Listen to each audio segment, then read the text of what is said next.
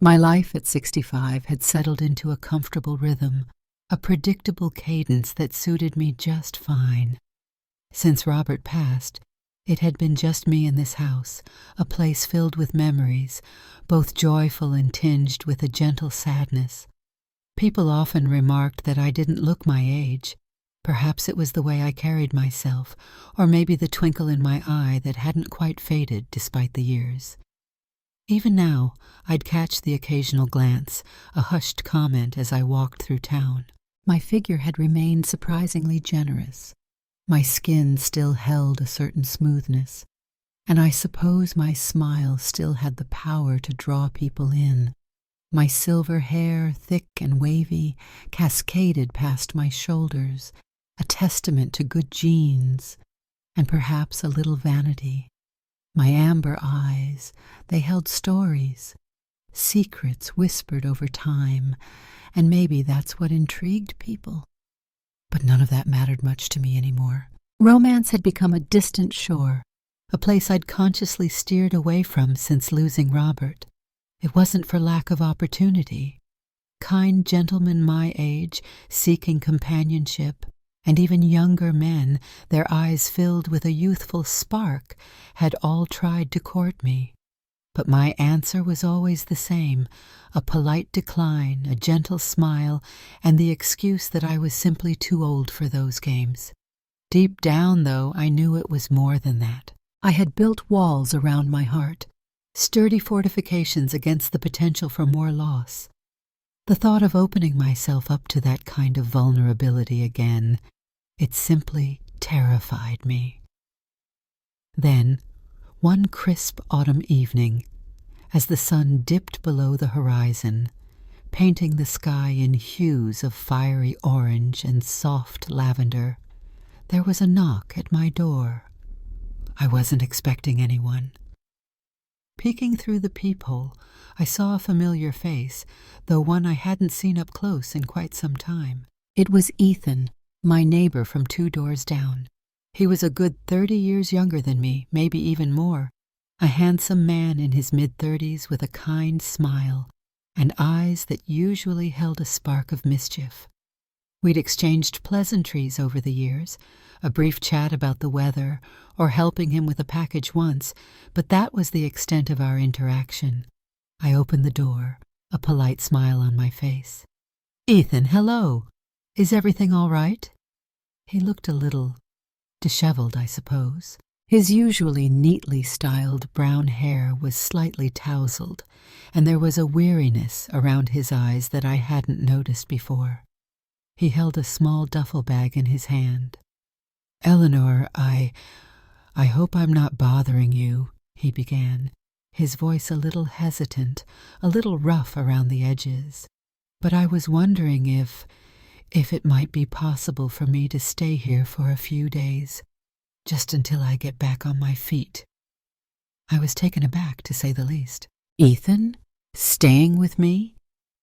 It was an unexpected request, one that caught me completely off guard. He seemed like a man who had his life together, a good job, always out and about. What could have happened? "Oh, Ethan," I replied, a mixture of surprise and concern in my voice. "What's going on?" He shifted his weight, looking down at his shoes for a moment before meeting my gaze again.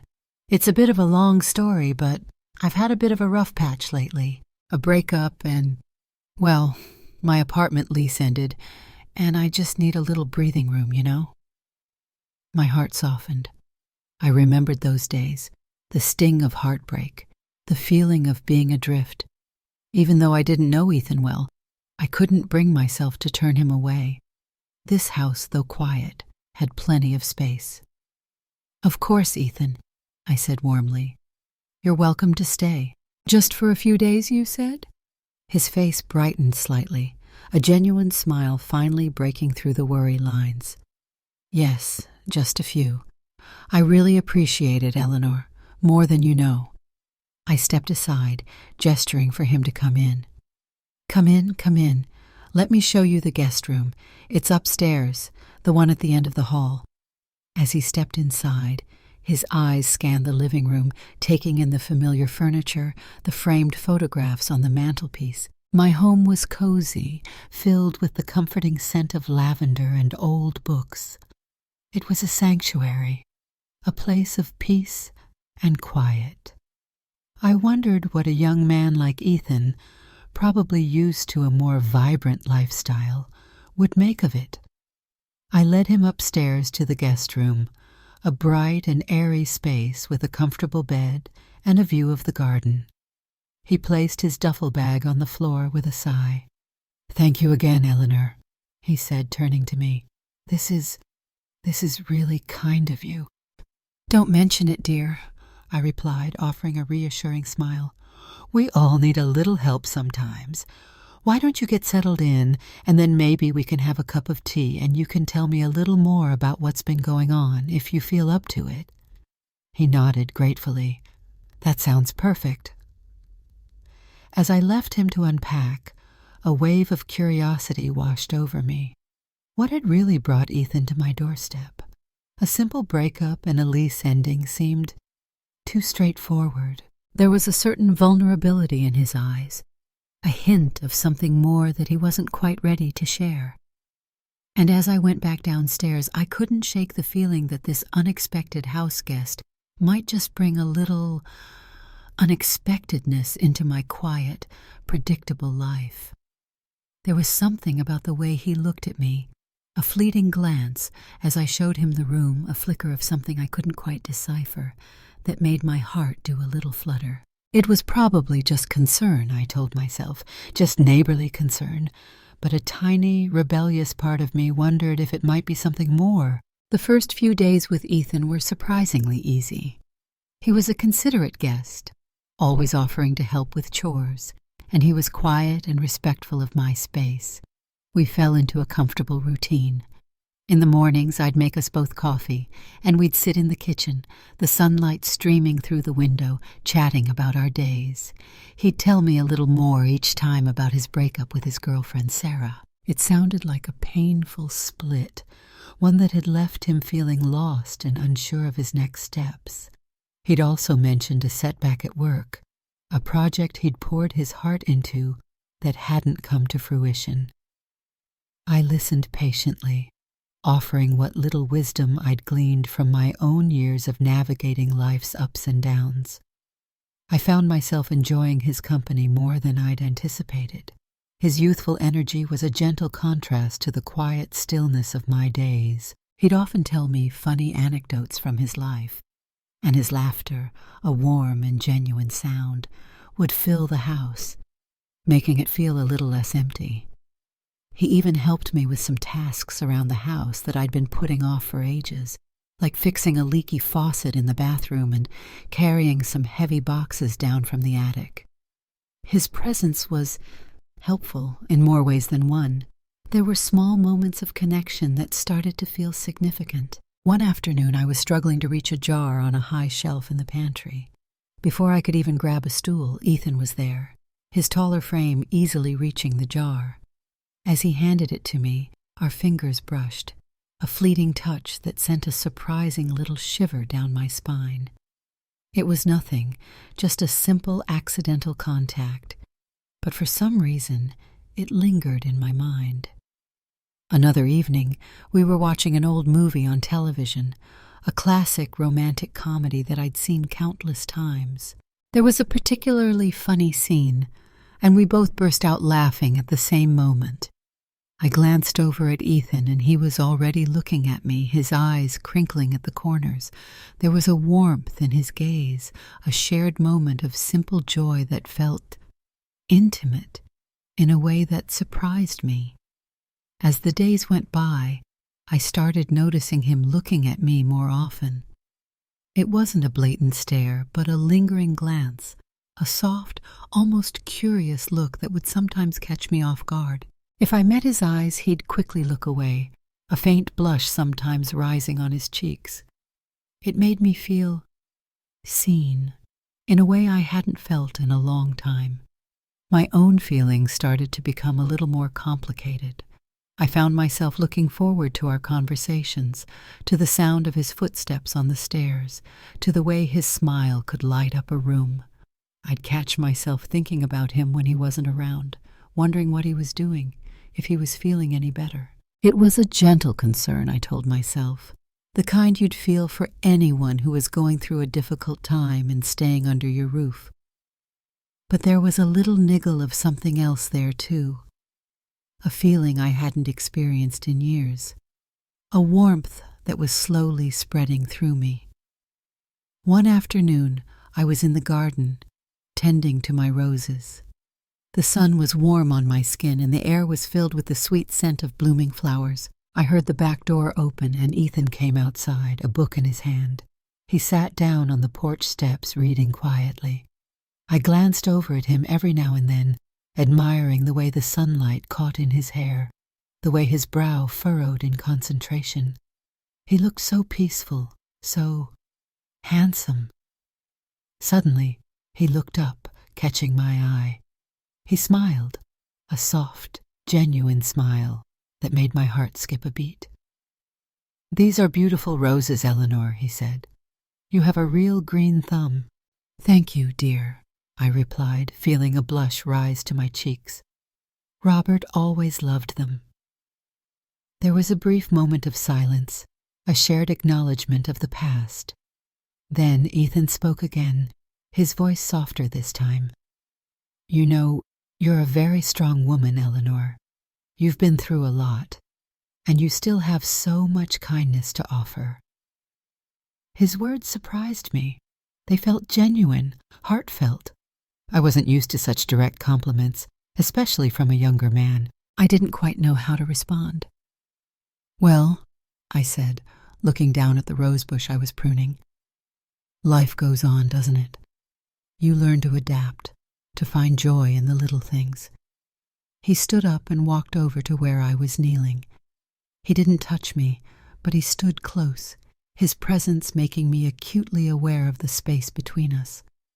"You're more than just adaptable, Eleanor. You have a light about you." His gaze lingered on mine for a moment longer than necessary, and in that moment I felt a strange mix of nervousness and something else, something akin to excitement, a feeling I thought I had long buried. I quickly looked away, busying myself with the rosebush, trying to ignore the sudden flutter in my chest. Later that evening, as we were having dinner, a simple meal of pasta and salad, Ethan was telling me about his work, about the challenges and the frustrations. I listened intently, offering words of encouragement. He looked up at me, his eyes filled with gratitude. "You know," he said, pausing for a moment, "talking to you, it really helps. You have a way of making things seem less overwhelming." "I'm glad I can be of some comfort, Ethan," I replied, feeling a warmth spread through me. He reached across the table and gently placed his hand over mine, just for a brief moment. "You're more than just comfort, Eleanor." His touch was light, fleeting, but it sent a jolt through me, a spark that ignited something I thought had long gone dormant. I looked down at our hands, his younger, stronger hand covering mine, and for a moment the years seemed to melt away. I felt a connection, an unexpected pull that made me question everything I thought I knew about myself and my carefully constructed walls. This young man, my neighbor who had unexpectedly arrived at my door, was starting to stir something within me, something I wasn't sure I was ready to face. But despite the apprehension, there was also a thrill, a sense of possibility that had been absent from my life for far too long. One evening, a few more days into Ethan's stay, the weight of his recent troubles seemed to settle heavily upon him. He'd been quieter than usual all day, his usual easygoing demeanor replaced by a somber thoughtfulness. After dinner, as I was clearing the table, I found him sitting on the sofa in the living room, staring out at the darkening garden. "Ethan, are you all right?" I asked gently, placing a hand on his shoulder. He looked up at me, his eyes filled with a sadness that tugged at my heart. It's just, everything feels a bit overwhelming right now, Eleanor. The breakup, the job, it all feels like I'm starting over from scratch. I sat down beside him, offering a comforting smile. Starting over can be scary, dear, but it can also be an opportunity, a chance to build something new, something even better. He sighed, running a hand through his hair. I wish I had your optimism. In a moment of shared vulnerability, he turned to me, his gaze searching mine. He reached out and took my hand, his fingers warm and strong around mine. It was a simple gesture, but it felt significant, a silent acknowledgement of the connection that had been growing between us. We sat in comfortable silence for a while, just holding hands, the only sound the gentle ticking of the grandfather clock in the hallway. The dim light from the table lamp cast soft shadows across his face, highlighting the lines of worry around his eyes. "You've been so kind to me, Eleanor," he said finally, his voice low and sincere. "I don't know what I would have done without you." "Nonsense, dear," I replied, squeezing his hand gently. "You would have been fine, but I'm glad I could help." He turned his hand over, his thumb gently stroking the back of my hand. His eyes held mine, and in their depths I saw a flicker of something more than just gratitude. It was a look that made my heart beat a little faster, a look that made me acutely aware of the age difference between us, and yet somehow it didn't seem to matter in that moment. "You're a remarkable woman, Eleanor," he said softly, his voice barely above a whisper. "You're beautiful, inside and out." A blush rose to my cheeks. I hadn't heard words like that in a very long time. It felt both unexpected and strangely comforting. Later that evening, after Ethan had gone to his room, I was getting ready for bed. I had just slipped into my nightgown and was brushing my hair when I realized I'd left my book downstairs. I hesitated for a moment, not wanting to disturb Ethan, but the quiet house felt a little too still, and I missed the comfort of my book.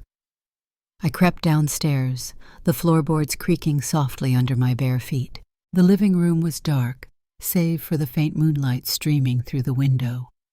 I found my book on the coffee table and was just about to turn back when I heard a noise from the kitchen. I paused, a little startled. Was Ethan still up? I walked quietly towards the kitchen, and as I reached the doorway, I saw him standing by the counter, his back to me.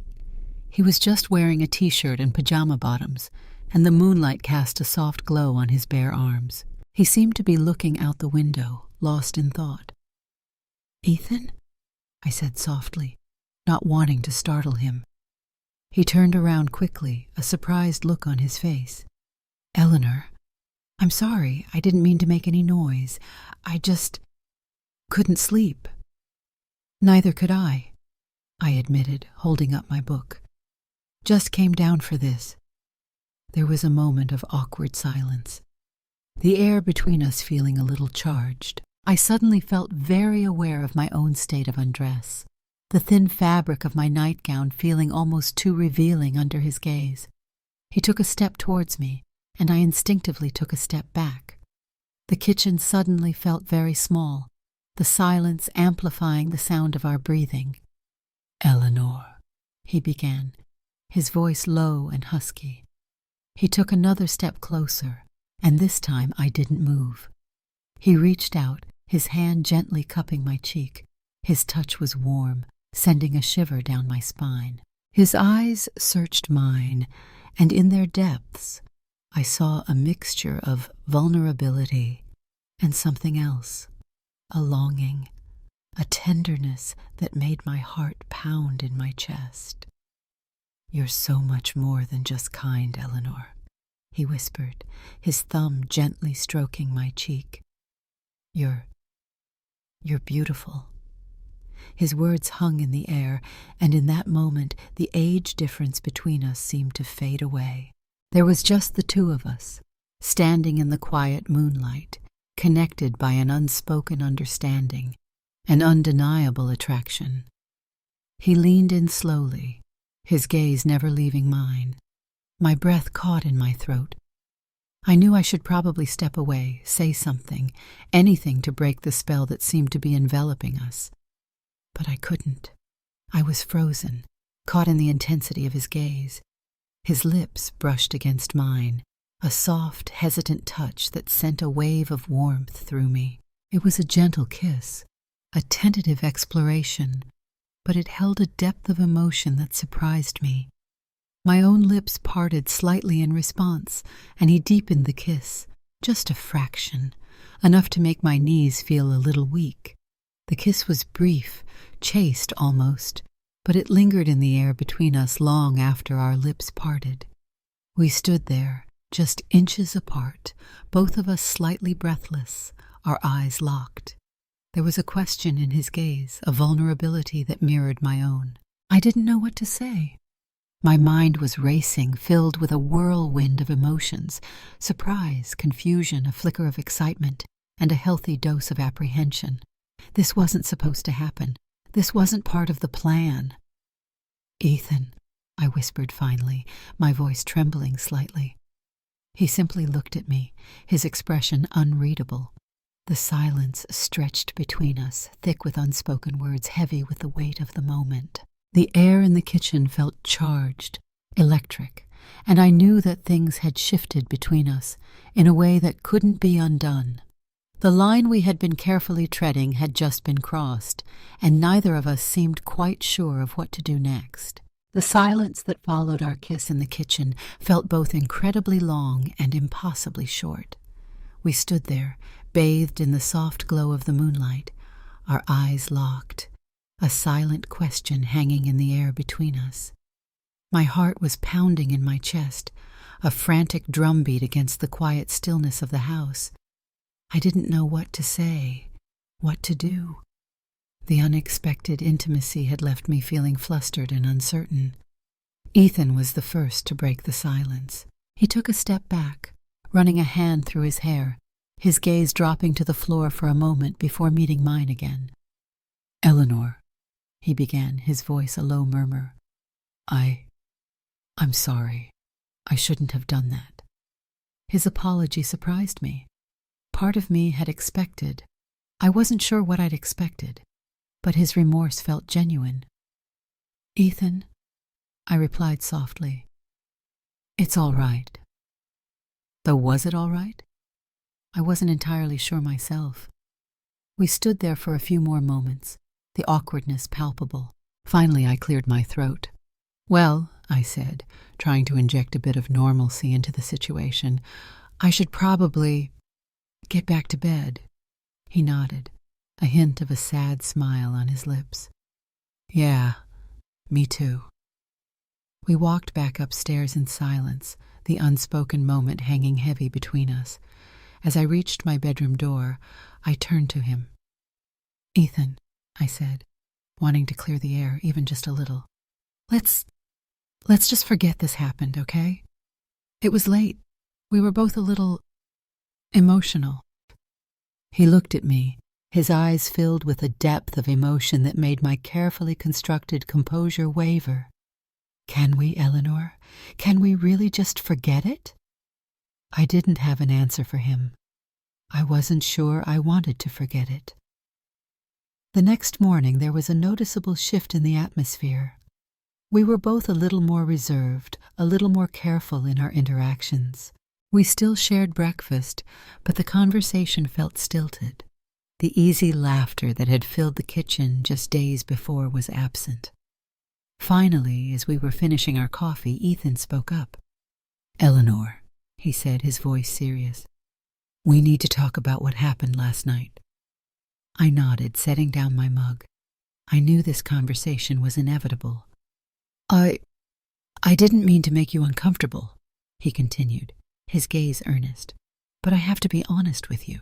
I've developed feelings for you, Eleanor. Feelings that go beyond just gratitude or friendship."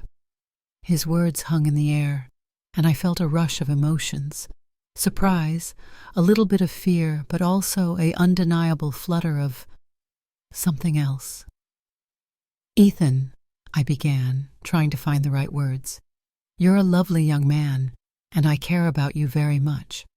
But there's a significant age difference between us." "I know," he interrupted gently. "And I understand if that's something you can't look past.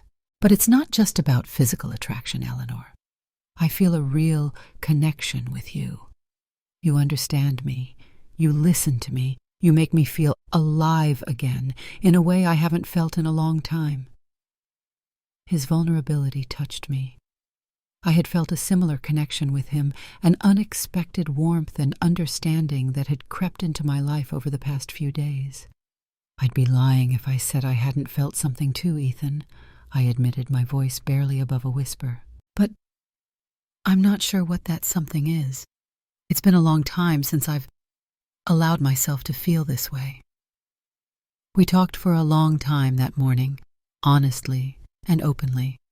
We discussed the age difference, the potential complications, the uncertainty of it all.